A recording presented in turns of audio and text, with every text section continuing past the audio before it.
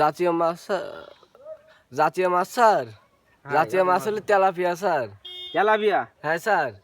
আচ্ছা কি কি দিলি বলদিন তো, ঠিক প্রশ্ন কি প্রশ্ন থেকে স্যার এই ছোটবেলাতে স্যার তেলাপিয়া মাছ কি স্যার বড় হয়েছি। তেলাপিয়া মাছ? হ্যাঁ স্যার। তার জন্য জাতীয় মাছ তেলাপিয়া মাছই গেল। হ্যাঁ বছর সালে স্যার সেই ইলিশ মাছ স্যার একবারও খাইতে পারিনি স্যার। সেদিনকে স্যার কয়লা বাজারে মাইকিং করতেছি। ঠিক করতেছ কেন তুমি? ঠিক করতেছ কেন?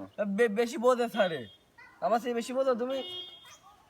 তোর কথা কত? আচ্ছা তাহলে ওই ইলিশ মাছের দাম বেশি বলি, খাতি পারেনি বলি তাহলে ওই জাতীয় মাছ হইল না? না স্যার।